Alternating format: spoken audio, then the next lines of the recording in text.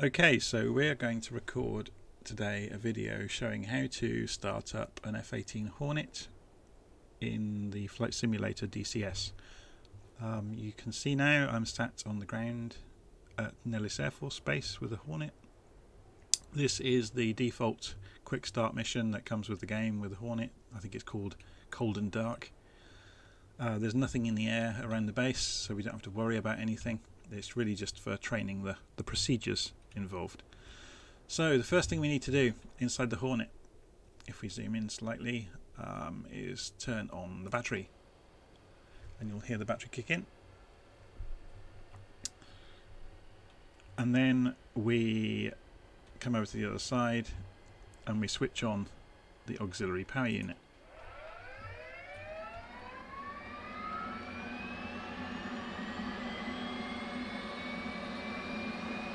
Wait for it to come up to speed, and the first thing we can really do after we switched on auxiliary power is start the engines up. We'll wait for the auxiliary power. It's gone green, it should be good to go.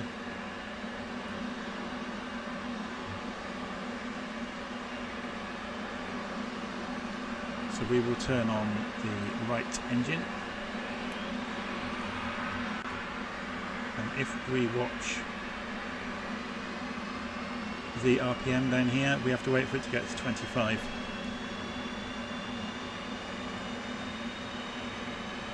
And it's got to 25, so now we can advance the right throttle. If I just move the view down a little bit, if you watch the right throttle, which is over here, once we move it up, suddenly you see the temperature raise.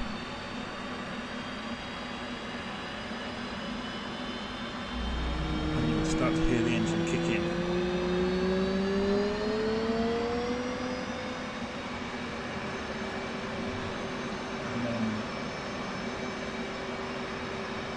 Roll left. You can now hear various pieces of the Flight control. Of the jet systems coming online because they're getting power from the engine. We'll close the canopy at this point, so everything will get a little bit quieter. And we'll look up at the radio, so the radio is fired up. If we were to pull the normal radio, you see everything lights up. So we can talk to ground control at this point and get permission to start the plane up. 111, request startup. And while we're waiting for that to happen, it will. 111, clear for startup. Wind 046 at 6 meters per second. So we can now turn the bleed air around. We can turn the radar to standby. We can turn the inertial systems to ground. We'll have to remember to come back and switch those to nav before we have to go to takeoff. We can arm the ejection seat. And we can come back round to this side. And we can crank the engine for the left side. You can see the RPM over here coming up if we zoom out slightly. So when it gets to 25, we can advance the left throttle. So we've just done that, and you can see the temperature raising, and the RPM will start to come up, and it will stabilise down at 65 like the other one. We'll hear the engine doing that in a moment. While that's happening, we can switch the oxygen system on, because we've closed the canopy now, otherwise eventually we would asphyxiate ourselves if we had no oxygen. Okay, so let's go and turn some screens on. So MFDs today, turn the moving map to maximum brightness, turn the HUD into maximum brightness, tell altitude to use the radar. We've got various bit failures. You don't have to worry about a lot of these systems because a lot of these are weapon systems. So we're going to stop it from warning us. Oh, we have to come back out here for a moment. Stop those from warning us. If we go down and look at the panel down here, it's still warning us that there's an FCES problem. That's the flight control system. So we come into the flight control system and we can see it's got some issues around various sensors. So we reset the flight control system. You just heard the APU switch off. It's not needed anymore because both engines are running.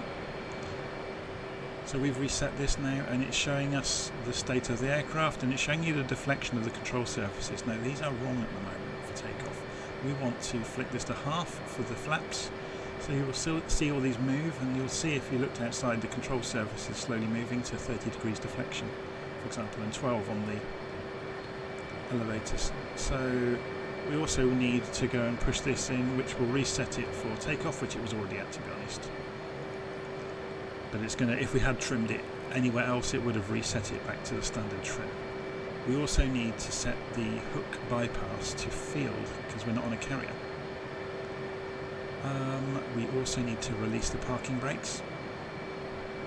We also need to remember to come back over to this side. Turn the inertial guidance to nav now. While it was in ground, it was great to get all the gyros set up, so all this was all booted up correctly. But it should be fine now. Let's just have a quick look round. We've done the bleed air. We've done the inertial guidance. Again, we're not doing everything. With a real aircraft, you'd be looking at all the pitot heats and things like that. If you, for example, we haven't got early warning switched on. If we zoom in down here, we can switch on that unit. We can switch it to standby. And again, there's various other things. We're not going to go anywhere near because we don't need them. And that's pretty much it. Out of the box, it's going to be tuned in for the station we're at the moment, so we could go ahead and ask for permission to taxi to runway. And we should be able to, as soon as we get permission, go on our way. 111. Clear to taxi to runway 3. Path 1. So let's start moving.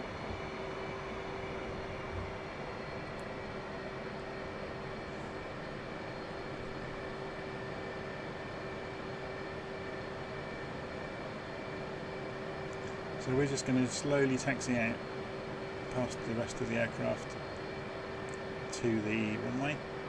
We'll speed up once we've gone around these first few curves.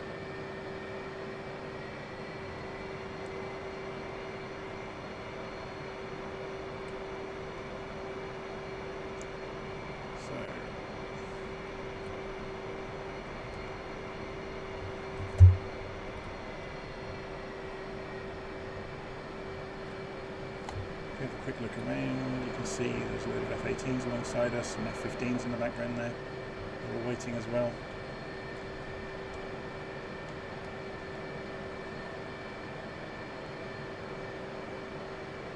So we've already been given clearance ready to take off, but we will ask again when we get near the tarmac for the runway.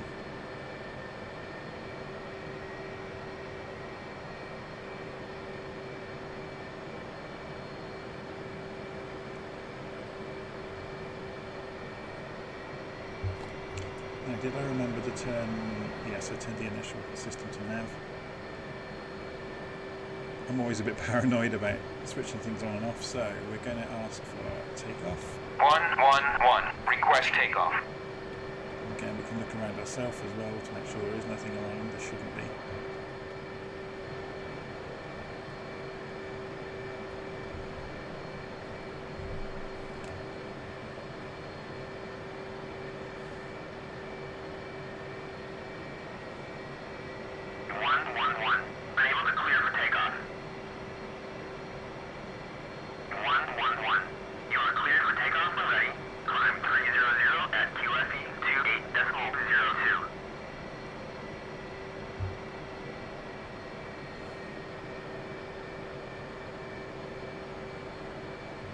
Okay, so we're just going to the centre line.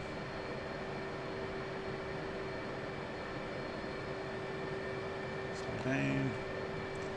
Maybe we'll switch the MFDs to something we'll actually be using. We'll leave this on HUD for the moment. Leave this on situational awareness, and off we go. So, full throttle.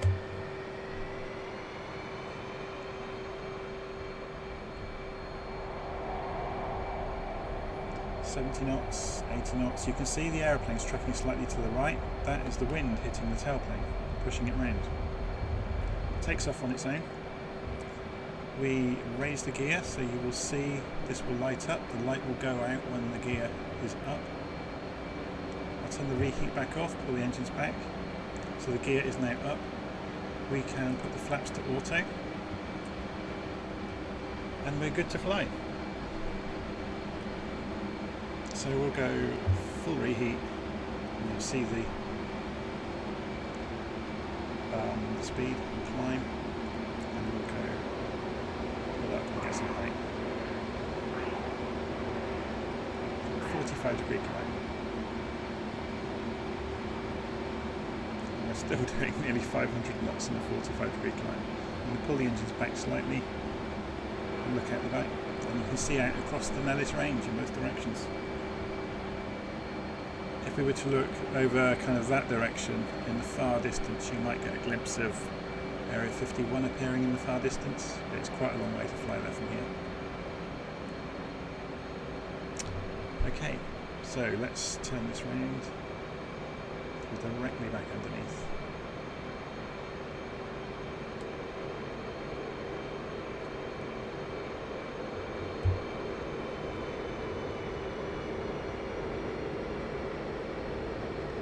See the airframe shaking slightly, is because I was going so slow.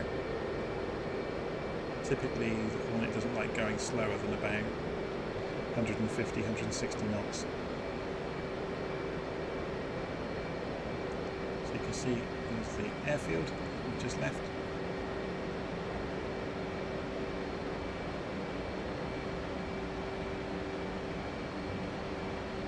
So we'll just glide back down. The engines are on idle, so we're doing nearly 400 knots idling.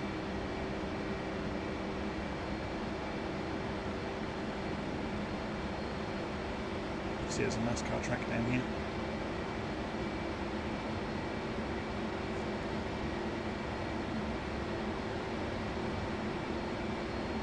And we will tell the air traffic control that we are inbound. 111, inbound. Altitude. Altitude. 111. Fly heading 04149. QFE 28.02. Runway 21. To pattern altitude. So we will spin around then to 041. 111. Cleared for visual. Contact tower.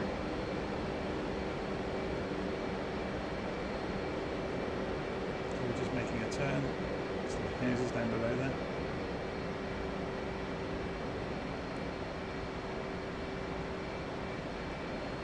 Too much. So we're basically coasting back out. We're down to 265 knots. We're still on idle on the engines. And as soon as we get to 250, I'll put the gear down. And turn it a bit more to 30 degrees. Let's have a look out to the side. You can see the airfield over there.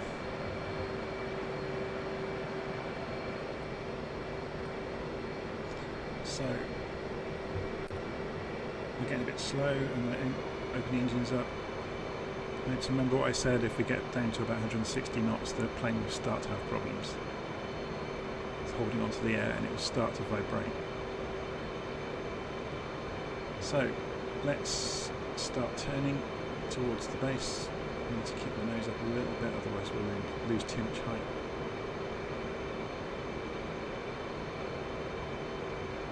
You can see some traffic on the road down there.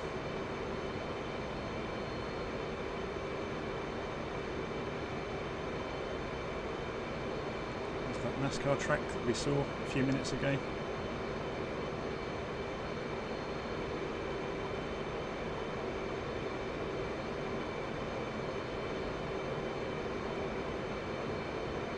You can see the runway coming into view. We're going to be pretty accurate to get in straight onto the glide slope. 111. Check landing gear. Wind 046 at 6 meters per second. Runway 21. We can just check quickly. Our gear is down.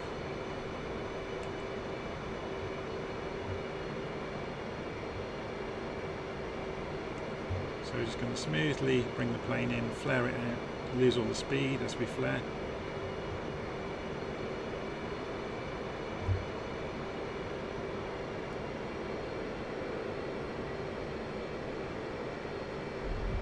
And we're down. And wheel brakes on. Get back on the centre line. We weren't quite in the middle, but well. Nose wheel steering's working okay.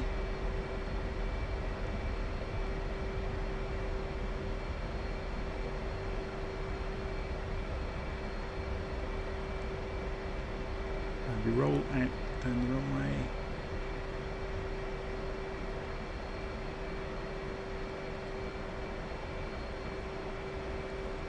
Notice that the speed isn't registered underneath 48 knots.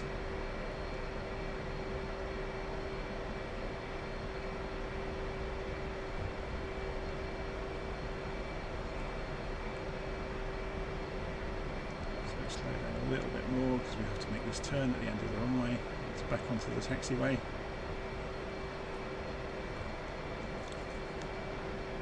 Here we go, make the turn. And we will get notice from the tower in a moment to taxi off to our parking area. 111, taxi to parking area.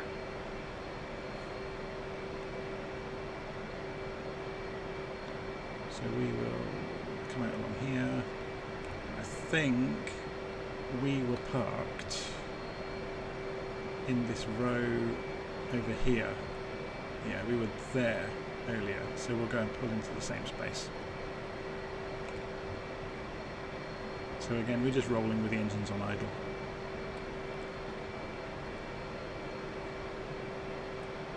Slow down a little bit.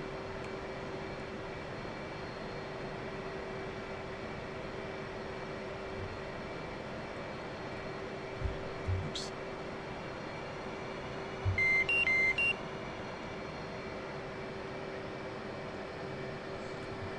It pays to be careful around the other aircraft so you don't slam into them, clip wings or anything.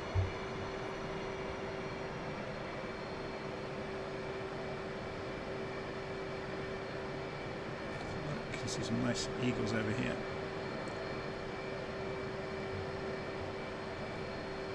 So we're just going to very gently pull into our parking bay. Turn the engines on a bit more to keep us rolling.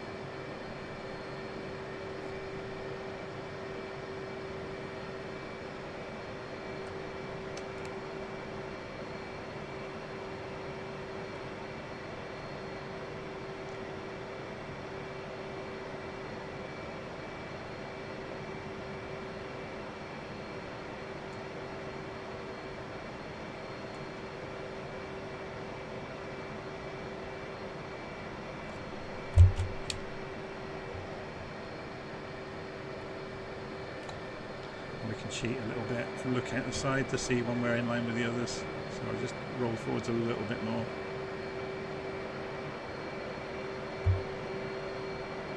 That'll do. And that was it. So if we go and have a look outside, if we go to outside, there's the aircraft, we can reopen the canopy.